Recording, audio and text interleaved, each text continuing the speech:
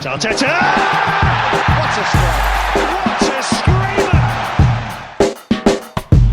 Zola! And a fantastic goal! Arsenal back in it! And here's Limpar, lines it up, finds the net. Arsenal in front.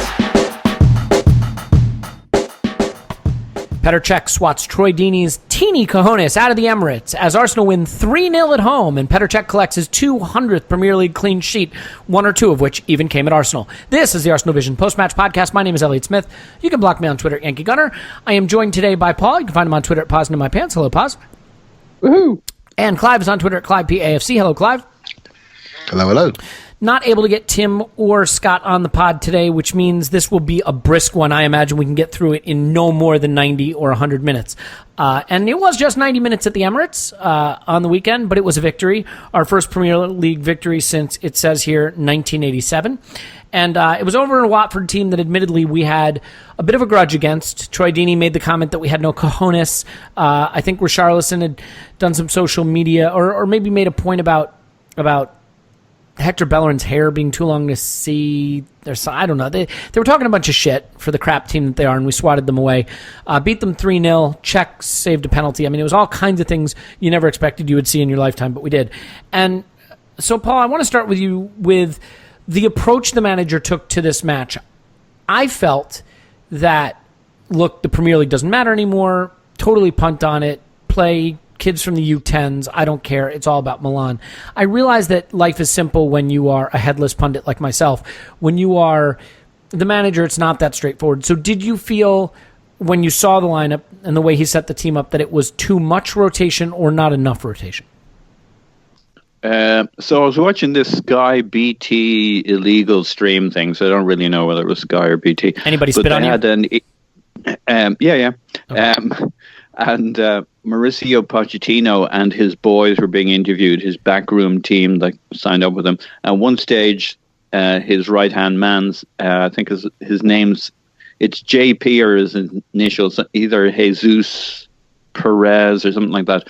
Anyway, he says, in deference to Pochettino and the toughness of the job, anybody can pick a team. Anybody can pick a formation, but only a manager knows what you have to go through once the game starts, kind of thing. You got that out really cleanly, Paul. Thanks for sharing it. Yeah. No, well, I was trying to infuse it with the complexity that is that you role. made it complex, that's for sure. You approached that with all the confidence of Danny Welbeck stepping up to strike through a football. So get to the point, though. That would be good. I didn't have to re-record the intro. I don't even know what you're talking about. Prove that happened. Because you thought the game was 2-0 instead of 3-0, but Clive caught you. I would have Those caught aren't you. the statistics I focus on, you know? Okay, come on. Bring it. Bring the intellectual noise. So, to your point, it's easy to have a feeling about what you could do or should do, but then you get into the realities of management.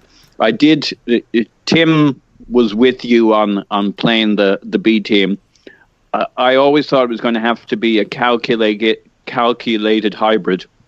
I'm not doing good with the words here today, because you just can't wave the white flag, even if the white flag's being waved for you. There's the intangibles some people don't believe in around here, not on this pod. You know, confidence, etc. You got to maintain some momentum. You can't have the shitstorm that is the press conference afterwards where you're getting reamed for sending out the kids and getting stuffed 7-0. So you're saying just keeping the mood around the club up, following the Milan victory, going into the second leg of Milan, it does have value, even if, because look, if you make 11 changes and those kids go out and they get stomped, it's not the players playing Milan that suffer it, but just the mood around the club you think can have an impact, drag everybody down back into that Arsenal in crisis narrative. I think, yeah, absolutely. I think that's half of it. The other half of it is just playing. You got to play well as a club. You can't just keep showing up in the Europa League, playing shit in the Premier League, and playing brilliantly in the. You know, we have to win the damn thing. We probably need to hit some form, some understanding between our players, etc., etc. And there's a number of players who need to be played into form or into better form, and they need to be surrounded by good players playing the Arsenal way. So, to me, it was too early to wave the flag. We are, after all, what are we, 2-0? Got to be careful here or they'll jump on me. 2-0 ahead and about to play Milan at home, which I know is no guarantee in the Europa League, as we've proved when we were 3-0, but we should be able to take this home. We should be able to put out a good... We did play the B team in the second leg against Feck and Ostersund. Yeah, and look how well that went. Yeah, so you got to be careful. The boys should, for the most part, most of these guys should be able to play 2 games a week because they haven't really done it all season. And yes, Europa League's really, really important, blah, blah, blah. But if you... The other thing is, how much attention does the manager want to bring onto his team in the Europa League by absolutely coughing up the Premier League? I mean, there's enough pressure as it is. Don't invite an even bigger spotlight. So anyway, I think it's a balance. Okay, yeah. And I mean, look, ultimately, I think the issue is that there are certain players that we just don't have a great replacement for. And the whole season is down to the Europa League now. And so you would like to see those players protected. And yet, because we don't have a replacement for them, if you don't use them, you run into a situation where the team can just completely come unglued, come unstuck at home in front of the tens of fans that were there. Yeah, and we should remember there were 6 changes as it was. Yeah, no, he wrapped Koscielny and Cottonwell. He wrapped Ramsey and Cottonwell. I think those are the players who you most worry about playing twice a week. So I think he had an eye towards that. Yeah, and those who are advocates of even more changes maybe aren't thinking that he already had 6 for various reasons. I'm not saying it was for the reasons they wanted there to be changes, but what, are you going to make 8 changes or not? You know, like at that stage, it's like... Well, it's still the Premier League, right? And even if you have nothing to play for in terms of, you know, where you're going to finish in the season, a Premier League game still has value by virtue of being a Premier League game. You still owe it some debt of seriousness, I guess, for lack of a better way to put it. And how would we like to come 7th or 8th? I know it doesn't matter. I don't think that's going to happen regardless, but yeah. Yeah, well, yeah, okay. I just don't trust Burnley to put in the performance. I mean, I think we can half-ass our way to staying above Burnley, but I get your point. You don't want to be having that debate with the press, do you? No. I don't have to. But it would be a great stick to beat Arsene with nonetheless. So let's talk about how this game went. And Clive, early on, Ozil plays a through ball to Aubameyang. He gets him behind. He has a chance, I guess you'd say well saved. It's from, 18, 17 yards out in the channel. It's not an easy chance. But you saw that burst of pace again to get him behind, and it became a feature of the game. And in fact, for his goal, he really turned on the pace to get to his first touch. It was kind of away from him back towards the middle, and he got to it. I mean, we've now seen Aubameyang play for us a little bit, and it is frustrating that he can't play in Europe. And so it's kind of been a stop-start period to him since arriving, but I'm curious to kind of get now, with a few games under his belt, your appraisal of how he's performing and what he's brought to the team that maybe you expected and anything that maybe you didn't expect. I think physically he didn't arrive here in the best of shape. It looks as though he hadn't been training properly at Dortmund before his exit, and I thought he looked a bit very lightweight, actually, lighter than I expected. You know, we spent years watching him on YouTube, running from the halfway line and just running away from people. But actually, his speed is actually best in crowds. I think when he runs in short, sharp bursts off the ball, his movement's so sharp, you almost have to give him the ball, and Mkhitaryan reads him perfectly.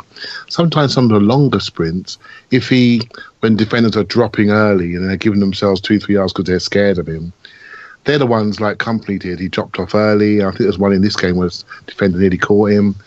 I think, you know, when you watch him like every week like we are now, you actually see that he can be caught on occasion, and there are other times when he's 2-3 yards ahead. It's all about timing and movement.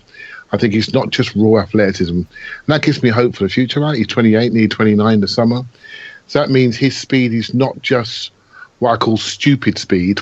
It's smart speed. He knows how to use it in small spaces, how to go from out to in. He's got the Theo run. He's got the run from the left and the right side and straight down the middle. So he looks smart. He switches on to when the receiving playmaker's got the ball, he's already on the move. And I think he's a very intelligent footballer. His finishing will get better as his physical abilities get better. I think when he feels more confident in his body, I think he'll slot things away even more. I like him a lot. If I could have picked an Arsenal centre forward 2-3 years ago, anyone in the world, I would have picked him. I think he's perfect for us. It's interesting to watch him now, and obviously I think we all think we're going to get more from him next season. But I think he gives us a thrust, and I think it'd be interesting to see how we support him. I still feel with two playmakers, it's not quite right. It's not quite scary enough for certain games. I would still like one of those wide people to be either a second forward or somebody with Ramsey can provide speed. some of that, right? I mean, we haven't actually seen Ramsey and Aubameyang play together a lot, but the one thing that his running can do, much like Welbeck, only with more danger, is pull defenders out of position, but there's got to be someone to run into those spaces. Yeah, potentially. So, in my own sort of mind, I like almost two forwards in the front. If they're going to do three up top, I like two forwards. If we're doing the 4-2-3-1, I like to have two goal scorers. Do you see what I mean? Yeah. And I think we've got midfielders and playmakers who can score, but they don't walk on the pitch saying, "I'm going to score today." So, I Aubameyang know says, Tim wrote the article about, would you try to get Lacazette on the pitch with him and see if that can work? Absolutely. I've said it. I said it from the start of the season. I've seen Lacazette the first time I saw him, Emirates Cup, Lyon, and he looked like a 9.5 to me. He didn't look like a 9 running away like Aubameyang. He looked like somebody who wanted to link play. And everyone was telling me something else. I often say when you see a player, the first time you see him, trust your initial emotion. That tells you what he is. And I thought he was a linker rather than a runaway goal scorer. I think he's incredibly smart in small spaces. I think he could be a really good partner. It's almost like Lacazette is almost bordering on a Griezmann-like player. That second forward who's smart, makes good decisions, good contacts, not just someone who plays at the tip of the diamond at the top end of the pitch. So I definitely want to see that. I sort of been, my views on get two strikers on the pitch, move the emphasis further forward. Let's not play amongst our centre halves. Let's play amongst our centre forwards. That's what a lot of the modern teams are doing today. They're playing in areas, they're playing away from their goal, and they make you travel through their team. And they foul early. That's all Man City do. They get it up, out, wide early. They play in the areas they want to play. And when you turn them around, they either press you off the ball or they foul you off the ball tactically very quickly and they break your momentum. But everything is done in your half, right? So it's a challenge for you. And we have to get like that. We still are playing through the thirds, having our rhythm, getting ourselves going. And I'm telling you, a lot of these teams, it's so much easier to coach off the ball football. It's so much easier to coach pressing in zones. It's so much easier to have defensive type athletes that can put you under pressure when you're on the half turn. Well, it certainly requires a lot less technical skill, right? I mean, like anyone who can run and can follow instructions can do that. Whereas, having to pass your way through teams from back to front takes a lot more technical quality. A lot more technical quality. It's a lot harder to coach offensive patterns rather than it is to coach defensive pressing. We get excited about it, but it's just an effort thing. It's a trigger thing. You pick on certain players and you trigger and you come from different sides and you keep it going for a certain amount of seconds and you drop away because you can't keep the intensity. It's just something that's done on triggers and you just go, in you go, see what you get and you spring. 2 passes. That's so easy to coach for and that's so easy to execute if you do it smartly. It's much harder to do what the better teams do, which is move the ball, flow through teams, get yourself out of different areas, quick punchy passing, round the corner, and then flow through teams. I mean, Man City can do both sides.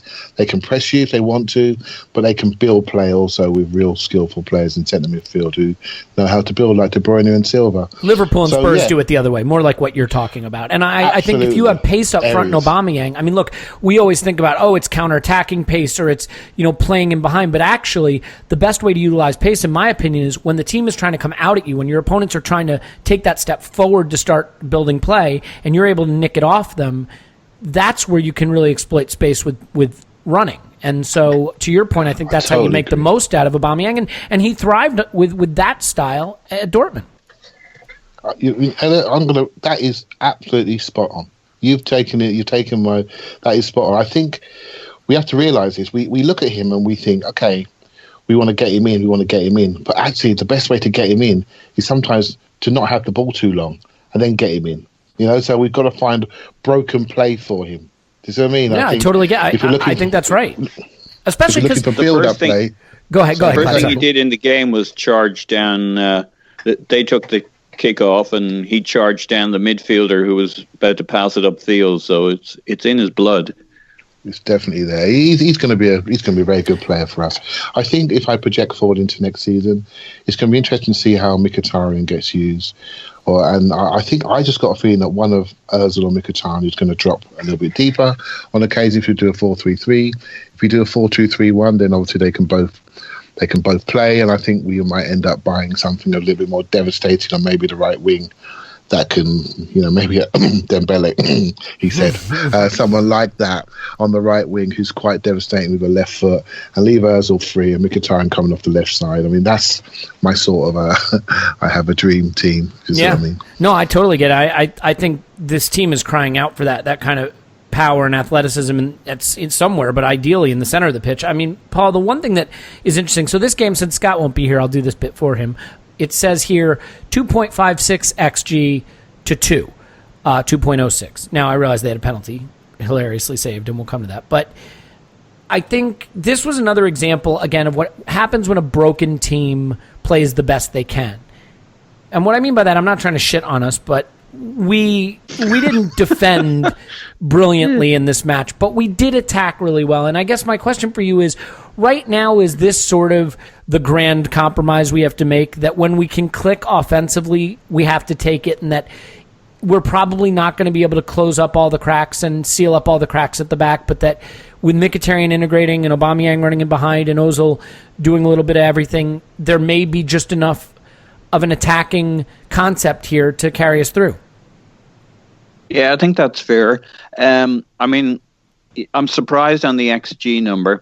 I don't know what your feeling on it is. I mean, in terms of just a flow of a game and opportunities and stuff, I could certainly see where we could have got punished. They had us on the rack for a good 45 minutes there. From the tail end of the first half to the first half of the second half, we were hanging on for a while. And we made the game safe so it doesn't feel that way in retrospect. But I mean, if you go back through the old Twitter timeline, which is never told a lie, there's a lot of people with tweets that say this is great. We're hanging on against Watford at the Emirates. But like, all kidding aside, there was a little bit of that in the middle of the game. Yeah, I mean, I certainly remember that. I still doesn't quite tally for me, but 11 shots each, Paul. 11 shots each. Yeah. Yeah, but I mean, I should mention that XG might include the penalty as well. I think Scott includes that in his XG number, whereas some pull it out and count it separately. So that's a 0.8. Yeah. That's 0.8 of it right there. But while I agree, we kind of sat back and we kind of kept it tight. It didn't feel our chances felt better than theirs. Yeah. Our chances felt more open. It felt like we were playing a game where we were a goal up, and a little bit of a risky proposition with us for sure. I think it was one of our better defensive performances recently. So it didn't seem. It was one of those games where. Well, anyone stand out for you then? Okay. I mean, I thought Mustafi had another creditable game, which I mean is a big step up from where he's been, but. I mean, obviously holding in Maitland-Niles, you had to put them under the microscope a little bit. Were you impressed with what you saw from them, other than the way AMN kind of lazily gave away the penalty? Yeah, I thought that Maitland-Niles was very, very good and very eye-catching and very exciting for most of the game. Towards the end, I think he got a little cocky and started overdoing it. He gave the ball away more than anybody else from what I remember seeing from the stats. I think Holding did well. I think Chambers came on for a little bit, did okay. I thought Kolasinac was pretty good. Certainly, I thought the Mustafi injury is a concern going into Thursday. But it certainly is. Yeah. I thought Xhaka and Elneny were fairly solid in the middle. So while I'm not saying we had it all under control, I think they had a lot of possession. I think we held our shape. I think they had a lot of shots. They could have got something off one of their crosses, granted, but I thought it was okay. I thought going forward, we looked pretty dangerous. It was definitely a game where, thank God, we got the first goal. It's funny how that happens, but first goals are a really, really good thing and a really, really bad thing to concede. So, I was okay with it. I mean, I have to tell you, I thought that the commentators on TV for Ozil's save, the one where he stepped over the challenge in the area and then shot to the keeper's left to the right of the goal, and the keeper saved it with his feet. Gave him the eyes, apparently. Yeah, well, I thought that was a really, really good save, and they kind of characterized it as like Ozil could do better with the finish there. And I mean, you can always do better with the finish when you don't score, obviously. Yeah. But I thought that was a really good save and a really good chance. So real quick, Clive, before we move on, I want to talk about Elneny here in a second. But before we do, I mean, do you agree with the characterization that to some extent right now we are a flawed side, and that with the talent we have offensively, the best we can hope for is for that side to click, that asking for a coherent defensive, and I realize we're just coming off a clean sheet, by the way, but that we're not going to be able to seal everything up at the back? I'll tell you, I didn't see this game live. I knew the score and I watched it just after it's finished. And I sat down. Were you still nervous? Well, yeah. If I'm just about to get into it, I thought this is going to be fun. I know the score. I bet it was easy. I knew nothing about the game, just watched it. I tell you what, I'm watching this game at 1-0 and we're under pressure. We are being bullied around. They're building momentum. I saw it that way too. Yeah. I'm telling you now, and it reminds me of what we were speaking about. You two are the problem on Twitter. You're the two guys, aren't you? and the second goal came at a really good time, and that sort of killed them, right? But at 1-0, that was the game, and there was one team that looked really confident they might score, and our goalkeeper played well. We had some blocks. We had plenty of corners to defend.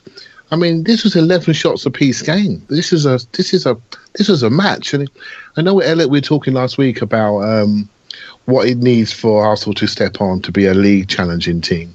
And if you look at us and you say to yourself, okay, how do you beat us? And Watford have that big physical team that challenge us in areas where we potentially can be found wanting. Right, so at some point we're going to have to answer that question, or have players who can answer that question, that can win more duels. I'm just watching Man City on the telly, and I'm watching Kevin De Bruyne go shoulder to shoulder with the Stoke guys. So I'm thinking, he knows he has to do that tonight. He has to, because that's what's required. That's how you gain respect at Stoke.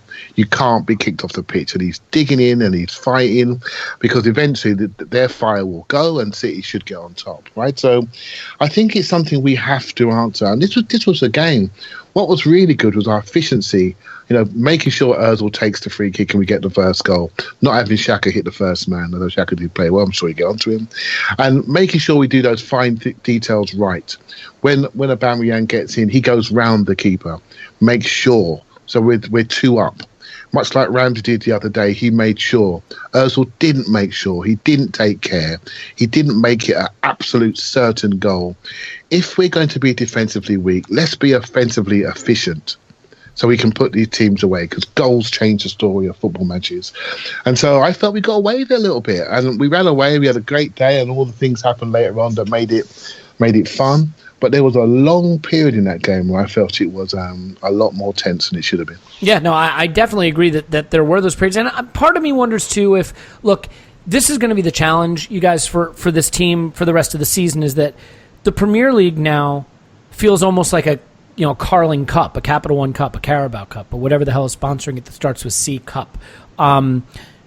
It feels like the League Cup almost, because the Europa League is our whole season, and the Premier League doesn't really have a lot of excitement held out for us. I mean, we are just about certain to finish sixth. So it may have been the case that they have the lead and they're playing pretty well. In the middle of the game, that lull drops in where there just isn't that motivation. There isn't that desire and that fire to go out and win a game. And we were under pressure for a while, and then we kind of turned it back on, and we were able to ultimately, in the end, win it comfortably, in part thanks to Czech's save. But Clive, I'll stay with you just for a second, and Paul, I'll give you a shot at this as well.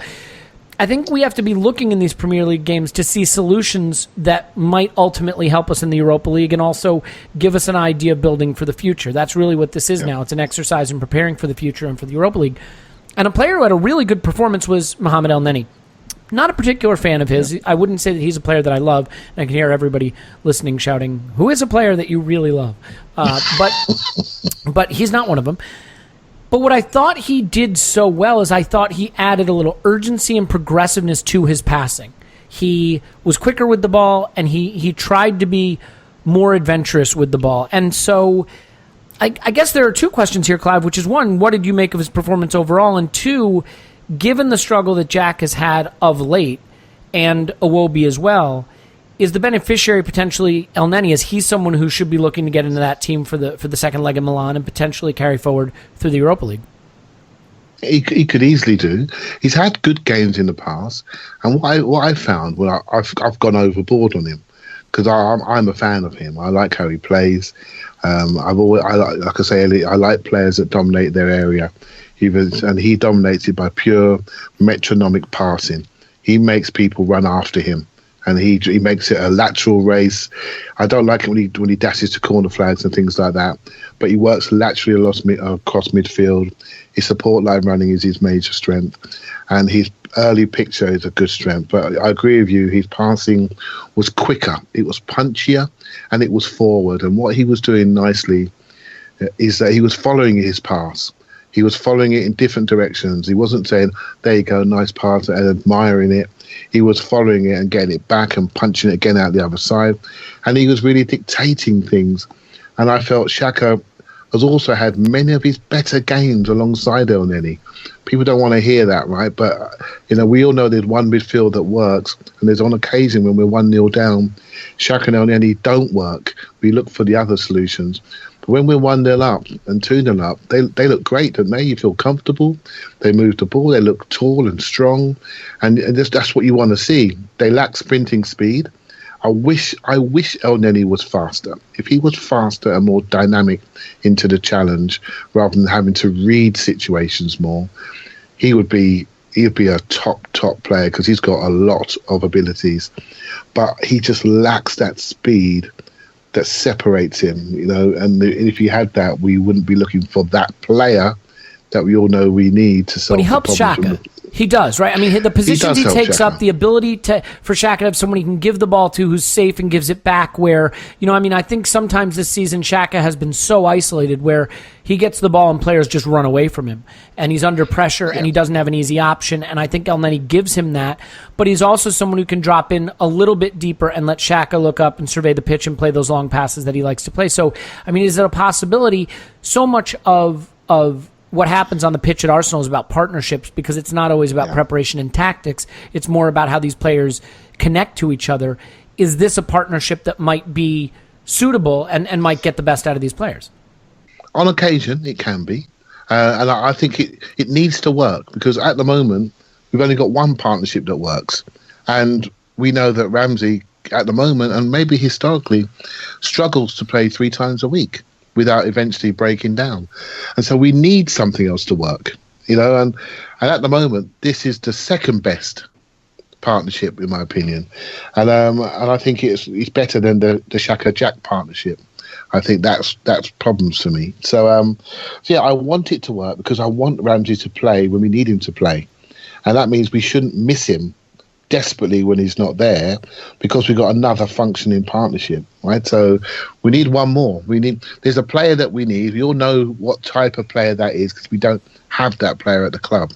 We can't wish it upon Maitland-Niles. He's too young. We can't wish it upon players that can't actually do the job. We need to buy that player and use that, make sure that our 3-star hotels, to quote an article from many months ago, we can upgrade them slightly, right?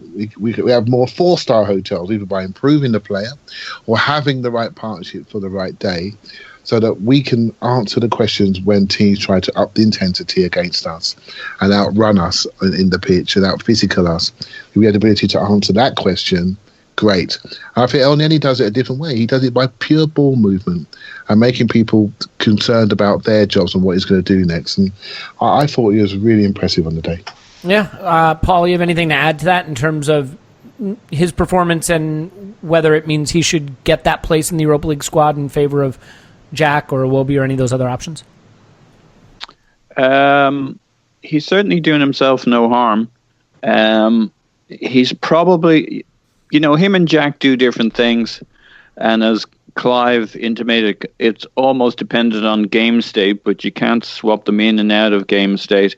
Jack was on a good run for a while there, but he seems to kind of hit some kind of plateau until he sorts out his second half performances. It's kind of an uneven comparison.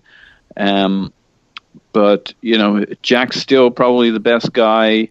Well, Elneny's actually pretty good under pressure in the midfield, so you could argue it either way. Jack's more high risk at handling the press.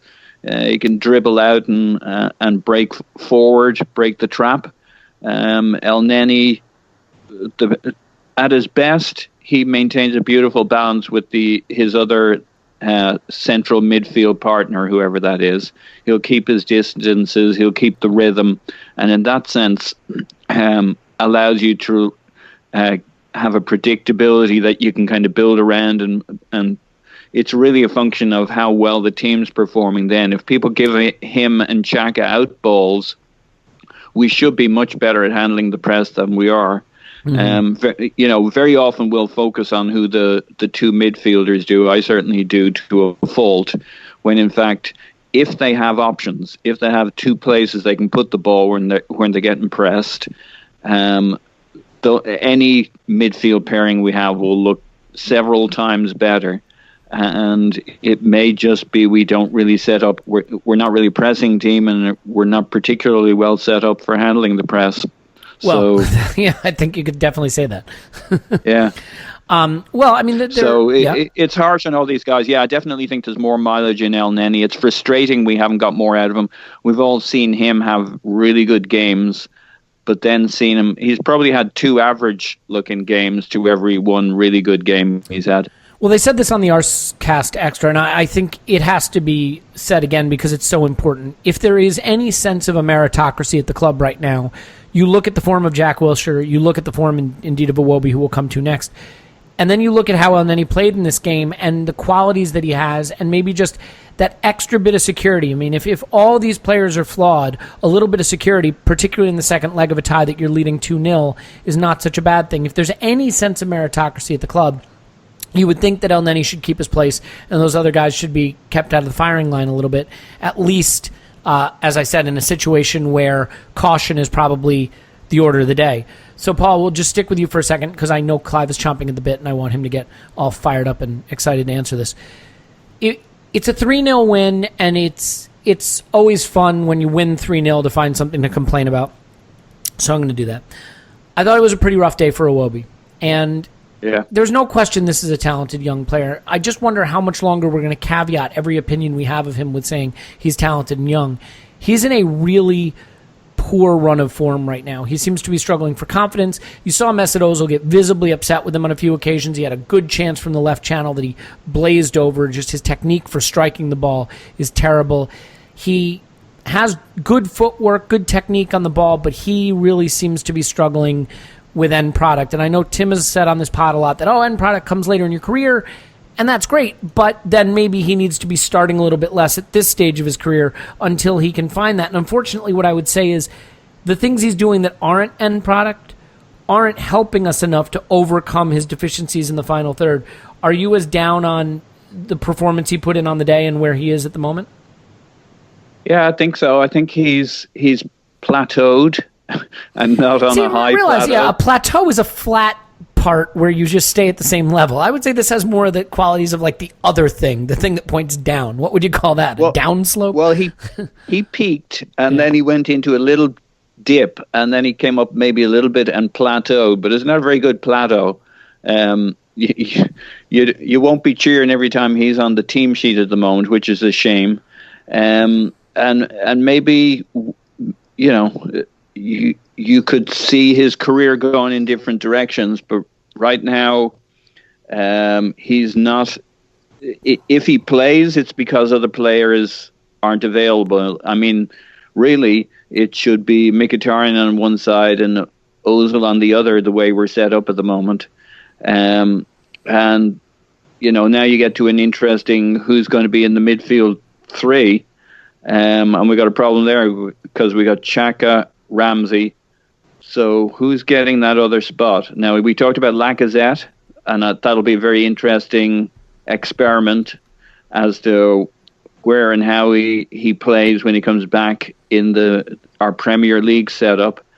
But I guess we're going to be doing so much rotating in the Premier League. It may be a little bit less meaningful what happens to Iwobi for the rest of this season. He may be a Premier League candidate. If he's a Europa League candidate, we probably got an injury somewhere, and that's not good. That's actually a really interesting point, is that the Premier League now weirdly becomes like the B team, and this is his chance. I mean, he's got, 8 games left or whatever it is to show that he can get himself back on track career-wise and start next season as an important player for us. Yeah, I mean, he gets to play with Aubameyang, so that's the upside of playing with the B team in the Premier League. I also think we'll still be playing, for the reasons said before, we'll still be playing a pretty darn good team that we put out there, but it creates this slightly weird situation. But he's certainly not my first 11 or pushing to get in, which was maybe more realistic as an expectation. He's been better than this, and he's had a couple of games where he was good this season, but a lot fewer games than last season and maybe his breakout season as well. Has he looked? He just doesn't look like a player who's remotely going to be a starting 11 player in the future. And there was, in his kind of first 1.5 seasons, he looked like a player who could put him in the frame if he kept developing. But if anything, as we said, he's picked a plateau and not a good one. He did nothing good in this game. No, and it's sad, right? Because this is a game where, for all of our defensive challenges, I thought we attacked relatively well. We did create good chances. We did have openings. He was playing with Ozil and Mkhitaryan and Aubameyang, so we had plenty of talent around him. And so everything was set up for him to have a chance to thrive. And for him not to thrive under those circumstances, I think, is a little bit more damning in terms of delivering judgment than if it was like a pure B team and he was playing with the kids and it was tougher opposition or something like that. I really felt we carried him, and like we were playing with 10 men apart from we had a guy to fill that space, which was kind of like in the Second World War where they made those cardboard tanks, inflatable tanks. Here we go. So it looked like we had somebody out there, but glad they didn't press him. Yeah, I mean, Clive, do you have anything to add to that? I mean, I know your thoughts on Iwobi from an attitude standpoint, but just in terms of pure execution, I mean, it's hard to explain. It's hard to use attitude to explain things like the shot he took where he blazed over from the left channel, and just his technique is all wrong right now. His technique's wrong, and he's starting to think. And so let's just go back to when he was introduced, right? So when he had his purple patch, we had Sanchez up front, I think Ozil playing in the 10, we had Walker on the right, and he played on the left, right? And in that role, it was all about continuity, keep moving the ball. You've got 2 scorers, people that take responsibility away from you for the final thing, which is putting the ball into the net, right? So I'm a big believer in structure. I'm a big believer in managing stress of young players. The way to do that is to give them defined roles, make sure they know what they're going to end up doing, where they're going to start, and what and how they are viewed. If I ask 5 people what they think Alex Iwobi is, we might get 5 different answers, and some of those might include swear words right now, right? So what is he? So what is he? Well, so again, comes back to how you evaluate players, right? So when I first saw him, I thought, yeah, he's quite neat on the dribble. He actually, I did watch some youth games with him as well, and he played centre forward. He was quite strong over the top. One of his first goals against Everton, he ran away from defence and slotted it from the right-hand side. I thought, okay, he's quite decent. He's got a bit of power and pace about him. Then you see him in one-on-one duels, and he's got a massive backside, and he uses his body really well. And so you say to yourself, okay, well, so what do you want to be, son? Do you want to be a scorer? Do you want to be a final pass merchant? Or do you want to use your fantastic physicality to be a number 8 in centre midfield? And this is what someone's got to tell him, or he's got to decide. Because at the moment, we're looking at him now on that left-hand side with somebody who has to have the final pass or shot. Because no longer is Sanchez there, no longer is Walcott there, which means the expectation on goal scoring and final pass has now gone up. And that's how now he's being judged a year or so later.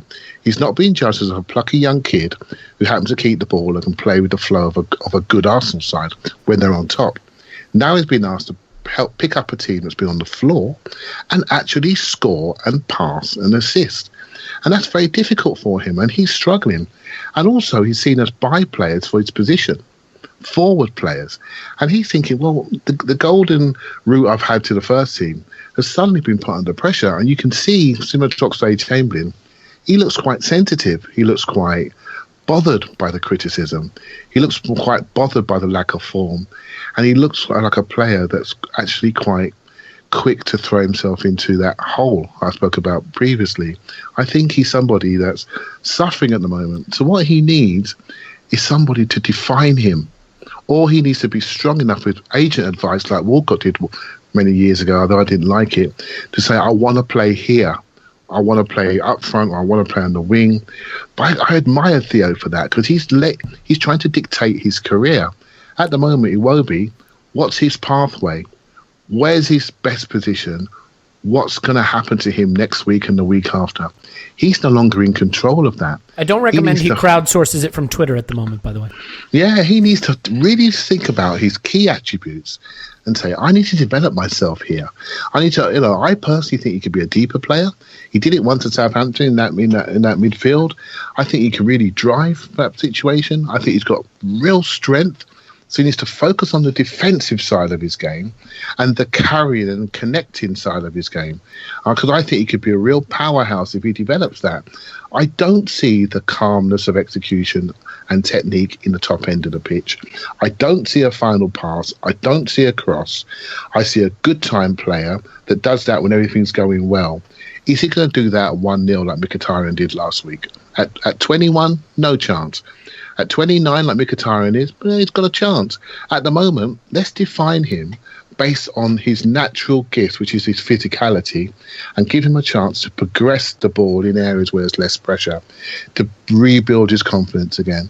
I think that's something that Arsenal really need to think about with young players. We don't define their positional pathway.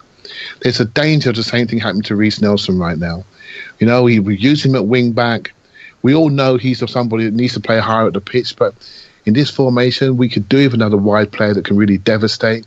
He's not getting a chance, right? So, and I think we cloud players and we lose players by not defining their roles early enough and giving them a stress-free environment to go into. And I think he won't be suffering for that. Attitude problems beside, that's all conjecture and what we read. I think we can help him by defining him, coaching him and helping us fix the issues that he has and supporting him. And if we do that, we don't lose the player, but we are at risk at losing him at the moment, and that's a shame. It is a shame. I mean, the thing is, he's got great feet, you guys, but he's so staccato. He is such a staccato player. What I mean by that is extra touch, little control, little touch, little move, little dribble. I mean, he doesn't do anything in a very smooth or instant way. It's staccato because he needs that extra time to think. And I don't know if you guys have noticed this. One of the things that drives me absolutely nuts about him is he never plays the overlap. And that will drive your teammates crazy because Kolasinac made several overlapping runs to the byline and wasn't tracked by Watford defenders, and Iwobi cuts inside and his brain switches off and he's totally unaware of the overlap.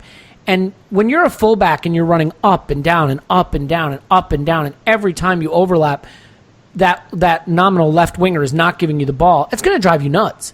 And he wants that extra touch. He switches off to what's happening around him. He only sees what he can see. His head is down a lot when he's on the ball.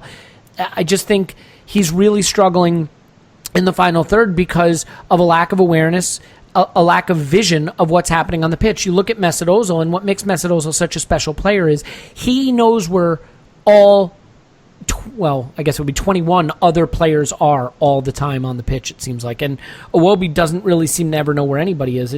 It's a problem. Now, look, I don't want to beat the kid up, but I think at this point you have to say in big moments he's not very reliable, which is problematic because we don't have a left winger. I think, Clive, you make a really important point, though. What is his position? He's not a 10. He's not a striker. He's not a wide forward. He's not a central midfielder. He's this weird ball shuttler, carrier, connective kind of player. And to your point, when you have an extra scorer on the pitch, I think you can accommodate that. You have Ozil and two strikers. But you can't accommodate that when you really have one goal-scoring player on the pitch. So, it's frustrating because I don't know that there's a solution for that. Yeah, mate, remember the Chelsea away game when we played Iwobi, Welbeck with Ramsey and Xhaka and did the 0-0 game in the league? Yeah. Mm-hmm. And Iwobi's value was massive on the day, right? And what was his value? Where was he most valuable? Work rate, defensive ability, right? Yeah. I think we're seeing him wrong. That was a frustrating game, by the way, though, too, because we were just totally impotent going forward. We were, but on the day we needed that 0-0. Yeah, we were struggling for confidence, fair. Yeah. and he was deployed in that role, and he did that job. And sometimes the player staring you in the face, you just don't want to see it. And I think he could be a very diligent, hard-working midfielder, a third midfielder, like the player we just let go to Liverpool. He could do that role in the midfield three. He just needs to focus on those things, because to me, I think the stress of final ball is not there. But I do think you can build yourself as a player by the key fundamentals of working hard, winning your duels, and moving the ball. And he can do that. At the moment, his body's closed as he receives it because he's not confident. So he's not receiving it on the back foot. When you receive it on the back foot, the next pass is open to you, body shape's open. He's now receiving it, so the ball's going back where it's come from because he's closed. He can't see. You're absolutely right, Elliot. He can't see. He hasn't got the wing mirrors on. He can't see because he doesn't want to receive it with a tricky way, like a Kleb on the back foot, little shake and bake around the corner. Doesn't want to do that because that's risky. And right now, you can hear the crowd murmuring in his ears. And you think, I don't want to lose this. I'm going to knock it back where it's come from. When you see that 25 times, you think, mate, you're not fooling me anymore. You're just a dot on the side of a pass map, and you're passing exactly back where it's come from. And that's not progressive. That's not the player that we know he can be. Not from that position either, right? I mean, he's playing essentially as a forward, so no, you can't do that. Yeah, and we need to help him, right? We need to help him. He's young. None of us are perfect when we were. No, I get it. I think it's challenging too because this is a team that has no natural wide players right now, and so it's all a little bit samey, congested in those channels and sort of at the edge of the box in the central spaces because everybody kind of wants to do the same thing. We've been over that a lot, so we can move on from it. But Paul, there's a lot to love about this game. I mean, there was the Aubameyang goal, Mkhitaryan goal, assisted by Aubameyang, vice versa on the Aubameyang goal. But arguably the highest moment that got the biggest crowd reaction is the Czech penalty save. So, I mean, it is funny, right, how crowds can react to things. But this really felt like a big moment. I mean, he desperately wants that 200th clean sheet. It's Troy Deeney who had made those comments about, our cojones the last time we played them. And it's a poor penalty. It's hit pretty much straight at Czech, slightly to his right. He saves it well. Was that your highest moment of the game? No, it was like one of the most, I mean, I guess in certain ways, just like the crowd, that was kind of the highest pantomime moment. It was when the villain got his comeuppance. So, I mean, it was poetic. He wrote his own script. So it was good. It was fun. But it didn't get your blood pumping, huh? Yeah. I fucking loved it. I loved it. No, I did. Yeah, I mean, don't get me wrong. I did love it. I just Aubameyang's goal was the high point for me. Yeah. Okay, that's fair. Yeah. So, well, talk to me about that goal a little bit. It's funny. I have PTSD from Giroud a little bit. Not that Giroud is a bad player, but you know my feelings. But so Aubameyang collects it and he takes that. I guess you could say heavy touch, an intentioned touch across the box. You know what I'm talking about? Yeah. And he has to use a real burst to get there. And I just kind of flashed back to Giroud, and I was like, oh, he's overhit that. Well, that chance is gone. But he's on it so quick that makes the goal. Is that really what stood out to you about that goal, is the run, but then that burst to get to that touch across the box? Well, I love players who round keepers. Mm-hmm. We saw Ramsey do it. There was the great Ozil what was that, riding the wave. or something? Yeah. Yeah, Ludogorets. You don't see it very often. But from my vague recollections of bits of Dortmund I've seen in the past, he does it quite a lot. And it's the sign of a striker who knows he has the keeper. And the best strikers pick their moments to round the keeper. And they make it look so easy, you think, well, why doesn't everybody do it? Usually when you try and round the keeper gets it. I don't know how, but the keeper has the advantage. They have the reach. They have they can cut off the angles. But I mean, the keeper never gets anywhere near Aubameyang. He's dead by the time Aubameyang has made his run, let alone got the ball. He's just, like you say, on the touch. Maybe it was a little big. I felt comfortable. Well, it takes him on around all the of it. I keeper. think he knew. But to me, Paul, I guess the point is I expected a defender to be running on to it, get to it before he did. You know what I'm saying? Like it's one of those touches where he still has distance there was a lot to of space cover. there. Yeah, and he gets there. It was nice to see. There was a strange amount of space there, but I think it's kind of, that was the clever thing about the Mkhitaryan ball. I thought he was going to play at the other side of the centre back, the earlier ball, but he played this one just down the middle. Aubameyang had a long way to come for it, but they both knew they had the time. So it was kind of, Mkhitaryan knew where to put it just to let Aubameyang run at it. Well, and then he gets there before the keeper too, right? I mean, that's yeah, he thing. got there just before Iwobi too, who was in an offside position. Man, that guy would have got stoned to death had he screwed that one up. And the other thing, to Clive's point about how physically strong and kind of, where Aubameyang's at, this was the first time he did his forward flip celebration, which I greatly enjoyed. Oh, man, are you kidding me? The first time I saw it, I thought, please don't hurt yourself. I tweeted about this. Like, every Arsenal fan, when they see that, has to have that little heart palpitation of, he's going to injure himself doing that. Yeah, but it's to the point of, like, your high point, I just really luxuriated in that goal. That was beautiful. That's like a beautiful woman settling back into a warm bubble bath with a glass of balls to red wine. You got it. Through balls to pacey strikers that result in goals are just really great to watch. Just the speed of it, the artistry of it. It was great.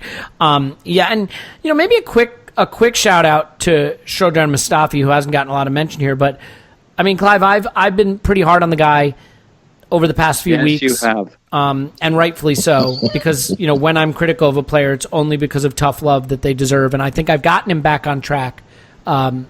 It's not something that I wanted to have to do, but by slating him on the podcast, I seem to have lit a fire under him and gotten him back on track. But he did score a beautiful headed goal from a set piece. He did hold together a somewhat leaky but otherwise functional defense with two kids in it. I mean, are we maybe seeing him round the corner from bad defending town back into acceptable defending village? Yeah, I thought his goal was really good. Really, really good header. And I think he's a player that we need to work. We need him to work. He's one of our 25-year-olds, that middle bracket. We haven't got many of those, right?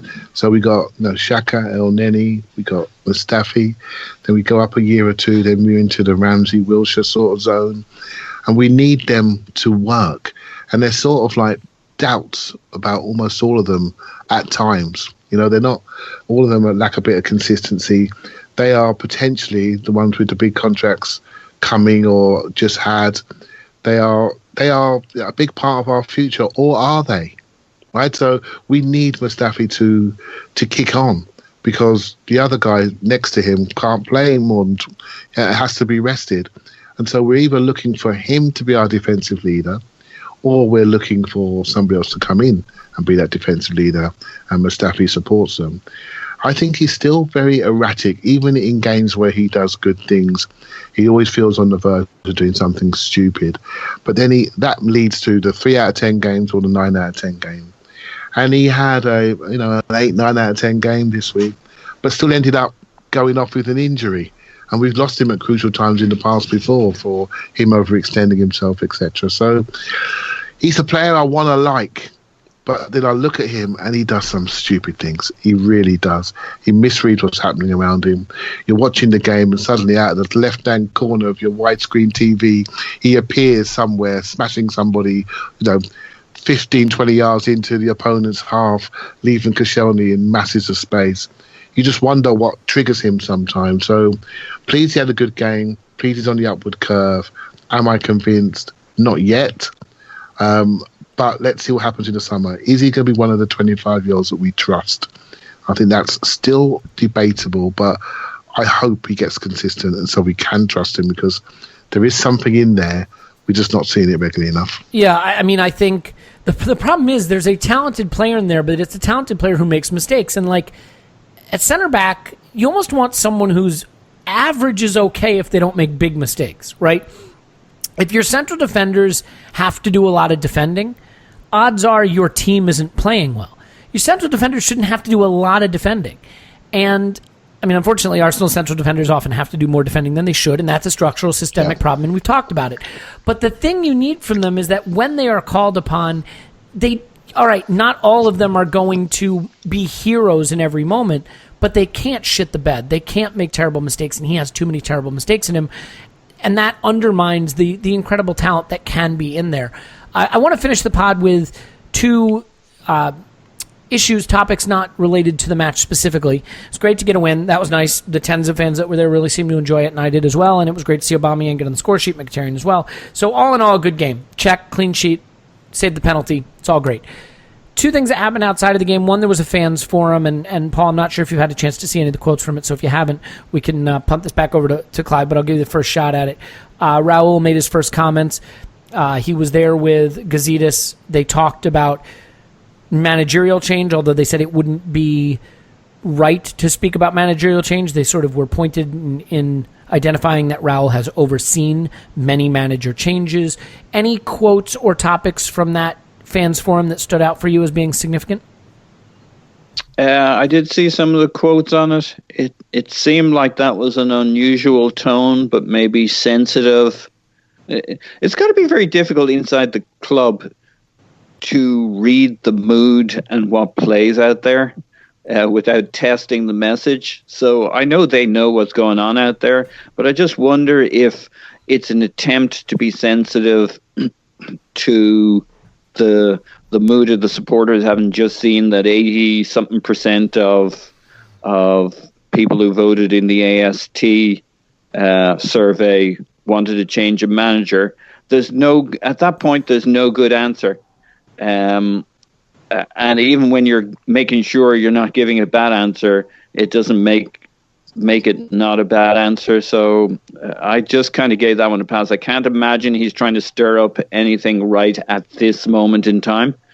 It's just such a terrible time of the season to want movement in either direction. I mean, the Europa League's on the line, and Ivan doesn't want to be the one who screws that up. I wasn't crazy about the comment, but I could see where he was trying to get to with it. The other comments, I did read some of the stuff, but nothing else particularly stuck out to me. I mean, the Sanlehi stuff was interesting and very applicable. But, yeah. Okay. Clive, any thoughts about what was said there that interested you? I thought it was the first like introduction to Raul to the club. I think it was a lovely piece of positioning, and I call it was a little bit touching on very gently on the problem statement that we have, and they're letting you know that they know the landscape, they know how revenue streams have changed. When we was in the stadium, they said that 40% of the revenue was match day revenue. It's now at 20%. So they know how important TV is, and they know how important the brand is, and how important commercial value is. And I think it's like a little look at that. They weren't disaligned themselves from anybody, and they weren't overly aligned themselves to anybody. They were making sure you knew that there was a team there. They said things like, the staff has doubled over the last 3 years, which I found was really interesting quote, because I don't think I never sensed that. Did you sense that in all the time? We're big Arsenal watchers. I couldn't sense that the Arsenal staff has doubled over the last 3 years, despite the high-profile announcements since the summer. I mean, when he says staff, though, I mean, is he just talking about the overall staff running the club? Because you could see that as the club's just become bigger and moved to a bigger stadium. A lot of that may not be football-related. Absolutely, but we moved in stadium in 2006, right? So, and here we are in 2018. This is a 3-year doubling of the staff. Yeah, that's true. Right, so that means we're obviously looking They're at all change. Social media managers. We're all looking at change, significant change. Things are happening, right? So I found that quite comforting, actually, because I've always talked about people infrastructure and the depth of people at the club, and to hear from these guys, no matter it's just quotes, I wasn't in the room. I'm excited. I am excited. I'm desperate for a new voice, a new direction, and new thought processes to be pushed forward, and not us to be so dependent on one individual, right? So yeah, it's a nice piece of positioning. a nice piece of alignment, a nice piece to say, this is the problem statement that we have.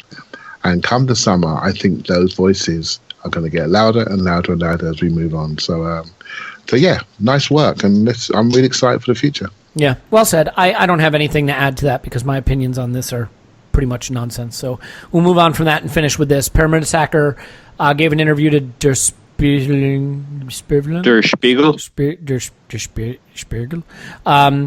Also my favorite breed of dog. But it was It's translated... German for seagull. Oh, yeah, well, that makes sense. So he gave an interview to Der Spiegel. He gave an interview to a thing, and the thing said stuff, and the stuff was translated brilliantly by Louis Ambrose for Arsblog News, and we all read it, and we were all moved by it. Paul, it is unique to see an athlete speak this way. I think it is getting mixed reception because while it is very open and honest and important and something that I think it is easy to have tremendous empathy for, I think there are people that There are wonder, a lot of idiots in the world. Well, they're idiots, but I think there are people that wonder out loud about, this mentality for someone who is still ostensibly a player and captain of the club. So I was curious how you received it and if you have any of those conflicted feelings about it. Well, I have conflicted feelings, but not negative against Per or anything. It seemed a bit German to me in that he kind of just laid it all out there, but didn't overly explain it. I mean, there was no kind of introduction to what the real issue was. It was kind of, I had to read it a second time to make sure I'd understood what I thought it was about. And it just seemed to be a guy who was really struggling with, massive anxiety and nerves, and yet performing at the highest level. What's that term for a high-performing alcoholic? What's the kind functional? Highly functional? Yeah. Highly functioning alcoholic. Clearly, Per Mertesacker is a highly functioning guy dealing with incredible levels of stress that players have. Every player has at some level of the spectrum. He's probably down the far end of the spectrum. A lot of players obviously love match day and are up for it, but have some level of anxiety. And you have this whole, all these things you don't know about players. And the problem is some players, it's like water off a duck's back, the insults, abuse, stress, all the ups and downs, all the challenges. And there's Per. You'd never have thought it. I mean, the guy's a rock, absolute rock of a guy. But it's kind of the stiff upper lip variety where there's so much going on underneath, and it just takes you back that you're finding. It's interesting because you normally hear this stuff at the end or after somebody's career, and I guess we're kind of at that point. It's kind of fascinating that he says he'd prefer not to play. He'd prefer to be in the stand or maybe on the bench than on the field. And I can't, when I put myself into a player's position, I can't ever imagine if I was capable of playing, and I guess he's saying he's not capable of playing, that you'd ever feel that way. But he does imply that this is an urge he's had for a long time. Obviously loves football, hates match day. So I'm torn on this a little, and Clive, I'm going to give you a big swing at it as well. But so part of it is, look, there's been a lot of articles lately coming out from professional athletes and other prominent figures about mental health issues and depression and things like that, and how they're serious now, they should be taken seriously, and trying to remove this, destigmatize these mental health issues. And it's wonderful. It's absolutely wonderful because people are struggling. Everybody's struggling with something, and there needs to be more sympathy, more empathy, more help, more support, more understanding for people going through these things. And that's all of us, all the time.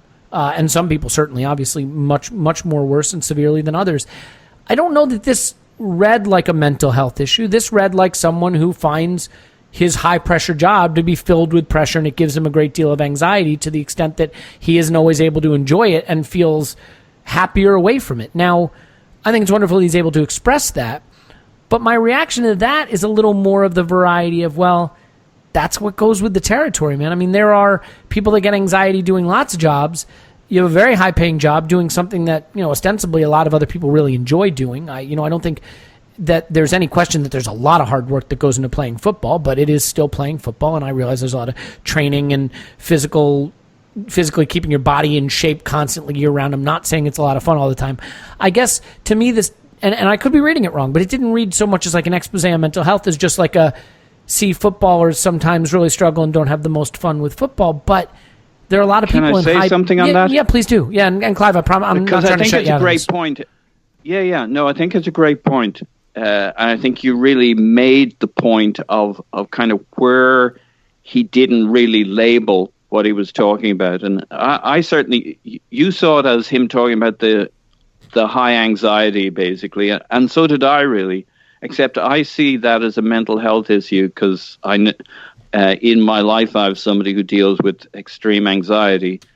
And anxiety is, they have anxiety and they have depression. They say anxiety is worse. No, I get that. You know what it is, Paul? It's that to me, this wasn't someone who's saying, I get this feeling going to the grocery store. I get this feeling, getting on an airplane.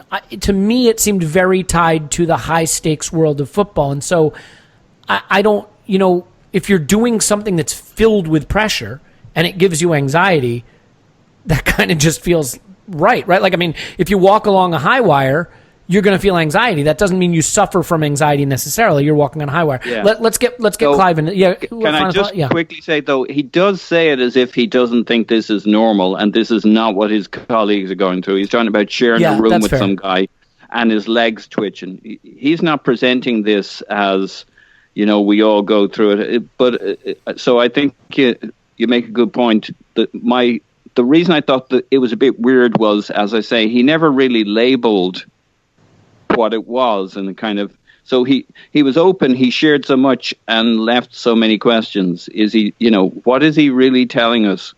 So we all jump to our own conclusions. And I'm not saying I don't have empathy for it. I'm saying I wasn't sure that I viewed it through the lens of a mental health issue, and that I think makes it harder to understand whether we're supposed to, how significant this is to come out with it, and how we're supposed to react to it. And by the way, it's perfectly fine to react to it by saying he's a human being struggling with human being stuff, and we should all be empathetic of that. Clive, you want to add something more erudite to this?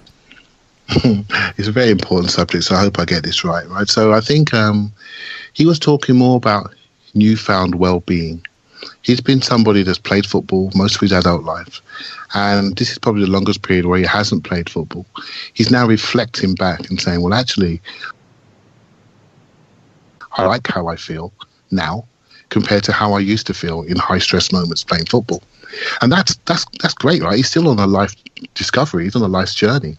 He's discovering himself, and he's sharing that just as he's moving towards retirement. He's saying, you know what? I'm telling you now, I'm probably not going to miss not playing. And here are my experiences of real trauma and stress while playing. And you often hear me when I'm analysing players, you often hear me use the word stress, don't you? And it's not because it's just a word I plucked out of the air. I really mean it when I say it. And the reason why I've got a bit of exposure to this is I've been exposed to a lot of young academy footballers that have a huge amount of stress as young children, training 5 times a week and playing on the game, going through different age groups, trying to get selected, the pressure on them to get selected, the pressure on them to get to their goals. When they finally get through to a scholarship, what happens then? Maybe 2 or 3 of them make it through to a pro contract. The first pro contract's worth nothing. It's all about the second pro contract. That's when you really get paid. There is so much stress around football. Managing stress, managing young people to handle that level of stress is so important for the short window that they are at their professional and physical peak for.